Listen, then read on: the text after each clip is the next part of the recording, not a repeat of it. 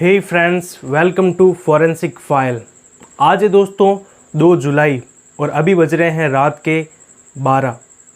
और आज मैं आपके साथ एक ऐसी मर्डर मिस्ट्री, एक ऐसे क्राइम की कहानी शेयर करने वाला हूं जो बाकी कहानियों से थोड़ी अलग है। दोस्तों, आप ये जानते हैं कि हर कत्ल की कोई न कोई वजह होती है। बिना वजह के किसी का कत्ल नहीं होता है। लेकिन इस वीडियो में और इस कहानी में जिसका कत्ल होता है और जो कातिल होता है उसके बीच में कोई लेना देना नहीं, उनके बीच में कोई भी संबंध नहीं, दूर दूर तक कोई संबंध नहीं, लेकिन फिर भी उसकी हत्या हो जाती है। ऐसा क्यों, जानेंगे आज के इस वीडियो में। कहानी में आगे बढ़ते हैं दोस्तों। कहानी है उत्तर प्रदेश की गोरखपुर की। गोरखपुर में एक इंजीनियरिंग कॉलेज है, उसके पास में दोस्तों एक कमलेशपुरम कॉलोनी है। अब आप ये जानते हैं कि एक कॉलोनी में काफ़ी संख्या में लोग रहते हैं, काफ़ी फैमिलीज वहाँ पर रहती हैं। और उस समय गर्मियों का मौसम था, गर्मी पड़ रही थी तेज़ कड़ाके की, तो लोग दोपहर में नहीं निकलते हैं, काफ़ी धूप रहती है, तो लोग शाम को ही बाहर निकलते हैं। तो एक घर में से एक 24 साल की लड़की, नाम सीका दुबे, 10 जून 2011 का वो दिन, शाम के 5 बजे एक 25 साल की लड़की घर से बाहर निकलती हैं, लेकिन वापस दहलीज में पैर नहीं रखती हैं। कहने का मतलब यह है कि घर से निकलती तो हैं लेकिन वापस लौट कर नहीं आती हैं। घर वाले परेशान हो जाते हैं, काफ़ी टाइम हो गया है, लड़की 5 बजे घर से बाहर निकली है लेकिन अभी तक वापस लौट कर नहीं आई। घर वालों का शक जाता है पास के रहने वाले दीपू यादव पर। आसपास में पड़ोसी हैं, दीपू यादव पर शक जाता है क्योंकि सीका दुबे और दीपू यादव का काफ़ी समय से अफेयर चल रहा था और उन दोनों के मिलने की भी खबरें कॉलोनी में काफ़ी चर्चा में थी। सीका के परिवार वाले दीपू के घर जाते हैं और तलाशी लेते हैं, लेकिन वहाँ पर दीपू यादव नहीं मिलता है। दीपू यादव भी गायब। सीका के परिवार वाले पास के ही थाने में कंप्लेंट दर्ज करवाते हैं, मिसिंग कंप्लेंट। सीका के पिता राम प्रकाश दुबे कंप्लेंट लिखवाते हैं कि उसकी एक बेटी शाम के 5 बजे घर से निकलती हैं लेकिन अभी तक लौट कर नहीं आती हैं। और पुलिस ने जब पूछा कि आपको किसी पर शक है, तब वह कहते हैं कि दीपू यादव पर शक है।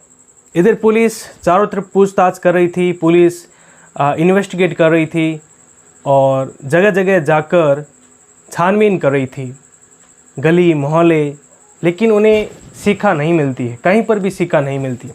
उसके अगले ही दिन 11 जून को आसपास की एक सिंगाड़िया पहाड़ी है, वहाँ पर एक लड़के की लाश मिलती है। और जब पुलिस को पता चला कि कल ही एक लड़की की मिसिंग कंप्लेंट लिखवाई थी राम प्रकाश दुबे नाम के व्यक्ति ने, फिर उनको फ़ोन करते हैं सीका के पिताजी और सीका के परिवार वाले। उस जंगल में पहुंच जाते हैं, उस पहाड़ियों में पहुंच जाते हैं जहां पर एक लड़की की लाश मिलती है। जब उस लाश को देखते हैं तभी पता चलता है कि यह सीका ही है, क्योंकि उस दिन जो कपड़े सीका पहन कर गई थी वही कपड़े उस लड़की के पहने हुए थे, वहीं सेम चप्पल और वहीं सेम एक गले में काला धागा जो नज़र से बचने के लिए पहना जाता है। तो घर वालों ने कन्फर्म कर दिया कि उसकी बेटी सीका ही है, लेकिन चेहरे से पता नहीं चल रहा था कि ये सीका है या कौन है। चेहरे की पहचान बिल्कुल मिटा दी गई दोस्तों, पता नहीं चल रहा था कि कौन है, सीका या कोई और है। लेकिन घर वालों ने कपड़े से पता लगा लिया कि ये उसकी बेटी सीका ही है। लेकिन असल में कुछ मामला और ही है, जो इसके बारे में हम आगे बात करेंगे। अब सीका की बॉडी को पोस्टमार्टम के लिए भेज दिया जाता है और पोस्टमार्टम करने के बाद उसके पिताजी उसका अंतिम संस्कार भी कर देते हैं, सब कुछ हो जाता है। सीका के परिवार वाले बहुत ज़्यादा गुस्से में कि दीपू यादव ही हैं जिसने सीका का कत्ल किया है। पुलिस भी कार्रवाई करती हैं और आसपास के लोग भी बहुत ज़्यादा गुस्से में थे, कॉलोनी वाले भी गुस्से में थे और शिखा के कातिल की गिरफ्तारी की मांग कर रहे थे। तो पुलिस ने भी अब अपनी कार्रवाई तेज़ कर दी। दीपू के घर जाते हैं और सख्ती से बात करते हैं, दीपू के परिवार वालों से सख्ती से बात करते हैं। एक देसी अंदाज से अपनी छानबीन शुरू करता है, इन्वेस्टिगेशन शुरू करता है। दीपू के जितने भी जो फ्रेंड्स होते हैं उनके नंबर लेते हैं, उनको बुलाते हैं और उनसे पूछताछ करते हैं। लगभग अराउंड 50 से ज़्यादा लोग थे, दीपू के दोस्त थे, उनसे बात करते हैं। उनमें से एक ऐसा दोस्त निकलता है दोस्तों, जिसने दीपू की प्रेजेंट लोकेशन बता दी कि यहाँ पर दीपू रह रहा है। जो जगह है, जो इलाका दीपू रह रहा है वो है यूपी का सोनभद्र। अब पुलिस एक सादे ड्रेस में यूपी के सोनभद्र जगह है, वहाँ पर दीपू की फ़ोटो लेकर जगह जगह छानबीन करते हैं। क्या आपने इस लड़के को देखा है? क्या आपने इस लड़के को देखा है? अब पुलिस क्यों छानबीन कर रही थी, इसका रीज़न यह है कि दीपू ने ही शिखा का कत्ल किया है। ये केस सामने निकल कर आ रहा था कि दीपू ने ही शिखा का कत्ल किया। अब इस मसले में पुलिस छानबीन कर रही है और दीपू की फ़ोटो लेकर गली मोहल्ले नुक्कड़ जगह जगह चप्पे चप्पे पर फ़ोटो लेकर घूम रहे हैं। फिर एक दरवाज़ा फिर पता चलता है कि ये लड़का कि सामने वाली गली के कॉर्नर में रह रहा है, किसी ने बता दिया। पुलिस सादे ड्रेस में जाती है, दरवाज़ा खटखटाती है। खटखटाने के बाद थोड़ी देर बाद में एक लड़की दरवाज़ा खोलती है। जब वह लड़की दरवाज़ा खोलती है दोस्तों, तो पुलिस वाले हैरान हो जाते हैं, हक्के बक्के भी हो जाते हैं कि क्या ये वही लड़की है जिसका कुछ ही दिनों पहले उसके पिता ने अंतिम संस्कार किया था? क्या यह वही लड़की है जिसके लिए हम दीपू की तलाश कर रहे हैं? जिस लड़की ने दरवाज़ा खोला दोस्तों, उस लड़की का नाम था शिखा दुबे। सोच रहे हो, थोड़े दिनों पहले ही उस लड़की का अंतिम संस्कार किया था। पुलिस उस लड़की के कातिल का पता लगा रही, लेकिन लड़की तो उसके सामने है, पुलिस वालों के सामने लड़की है। अंदर घर के अंदर छानबीन करते हैं तो दीपू यादव भी निकलता है। पुलिस वाले और ज़्यादा हक्के बक्के हो जाते हैं, और ज़्यादा हैरान हो जाते हैं। दोनों को पकड़ कर ले जाते हैं थाने, पूछताछ करते हैं कि असल में ये कहानी क्या है। फिर जो लड़की मरी थी वो असल में कौन थी, और उसके परिवार वाले यानी शिखा के परिवार वाले क्यों कह रहे थे कि ये उसकी ही बेटी है। आखिर ये मसला क्या है? जब इसके पीछे की कहानी दोस्तों, जब शिखा और दीपू को पूछा जाता है तो वे दोनों इसकी असल कहानी बताते हैं। वे बताते हैं कि शिखा और दीपू दोनों एक ही कॉलोनी में रहते हैं, आसपास दोनों के आसपास में घर हैं, दोनों एक दूसरे से प्यार करते हैं, लेकिन उसके घर वाले राज़ी नहीं हैं।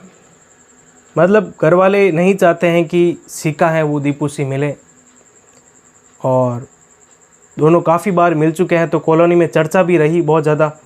राम प्रकाश दुबे बहुत ज़्यादा परेशान हो जाते हैं और शिखा को ये कहते हैं कि अगर तुमने अगली बार उसके साथ कहीं पर घूमने की या पर कहीं पर भी उससे मिलने की कोशिश की तो तुम मेरा मरा हुआ मुँह देखोगी। शिखा भी परेशान हो जाती है। एक दिन क्या करते हैं दोस्तों, दोनों 18 अप्रैल की कहानी है, 18 अप्रैल 2011 दोनों एक मंदिर में जाकर शादी कर लेते हैं। अब दोनों शादी करके वापस घर आ जाते हैं। दोनों एक दूसरे से मिलना चाहते हैं लेकिन मिल नहीं पाते हैं, घर वाले राज़ी नहीं। उसकी पिताजी, शिखा के पिताजी और भी ज़्यादा गुस्सेल आदमी, और उन्होंने कह दिया साफ साफ कि अगर तुमने दीपू से मिलने की कोशिश की तो तुम मेरा मरा हुआ मुंह देखोगी, साफ साफ कह दिया। फिर दोनों प्लान बनाते हैं दोनों कि अगर हमने भागने की कोशिश की तो पीछे पुलिस कंप्लेन दर्ज होगी, अगर पकड़े गए तो फिर से हम दोनों को अलग कर दिया जाएगा, तो क्यों ना कुछ अलग करते हैं।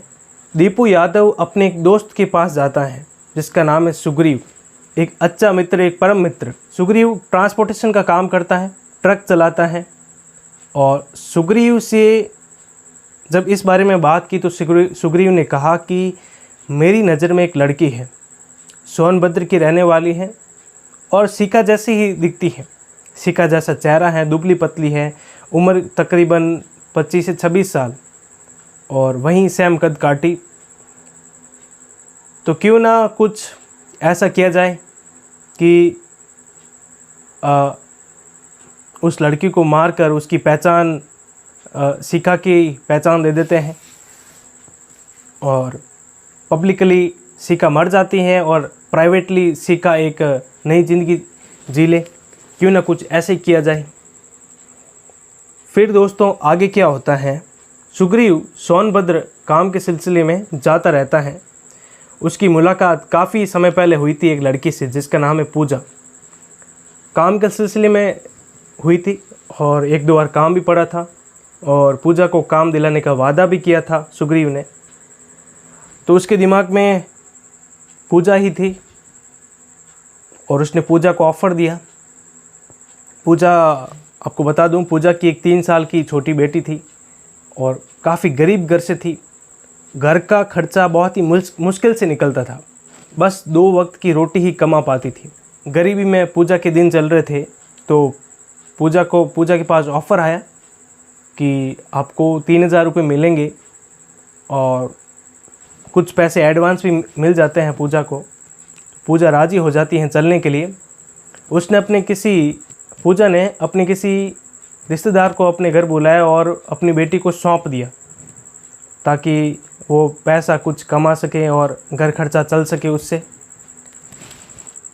अब पूजा सुग्रीव के साथ ट्रक में बैठ जाती है और सोनभद्र से गोरखपुर की ओर चल देती है सुग्रीव के साथ। पूजा को ये पता नहीं था कि वो कमाने के लिए घर से निकली तो हैं, लेकिन वो घर वापस कभी नहीं लौट पाएगी। उसे शायद ये पता नहीं था कि आगे उसकी मौत होने वाली है। सुग्रीव और उसका एक खलासी जिसका नाम है बलराम, और बीच में बैठी है पूजा, जाते हैं और बीच में एक आता है जंगल। अब यहाँ पर पूजा को बताते हैं कि आप थोड़ी देर इधर रुको और कुछ मिलने के लिए आने वाले हैं जो काम बताएंगे। तो थोड़ी देर इंतज़ार करते हैं। पूजा और दीपू और शिखा को कॉल करते हैं, तब कहते हैं कि आप आ जाओ, काम तैयार है। इतना कहते हैं कि आप आ जाओ, काम तैयार है। तो अब दीपू मार्केट से नए कपड़े ले लेता है। किसके लिए? शिखा के लिए। नए कपड़े, जूते सब ले लेता है शिखा के लिए। नए कपड़े खरीदकर दीपू और शिखा उसी जंगल में आते हैं।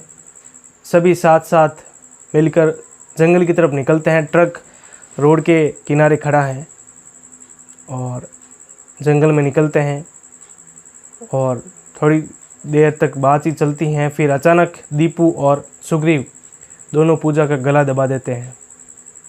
गला दबाने से, दम घुटने से पूजा की मौत हो जाती है।